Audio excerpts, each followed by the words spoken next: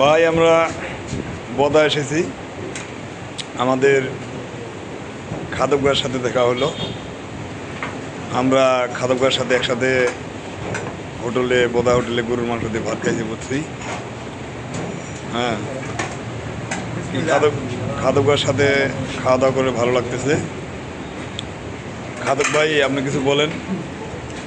আমি গোদাবাড়ি করে আসলাম, আমার ফ্রেন্ডের সাথে দেখা হলো, তারা আমাকে গরুর মাংস নিয়ে আসলো। তো এখন আমি এই যে গরুর মাংস দিয়ে ভাত খাচ্ছি। আমার গরুর মাংস কাঁচা আমি প্রিয় ভালোবাসি, কিন্তু আজকে তারা পাক করা মাংস দিলাম, এই জন্য আমি পাক করা মাংস খাচ্ছি। ভাই, আপনারা সবাই লাইক কমেন্ট শেয়ার করবেন।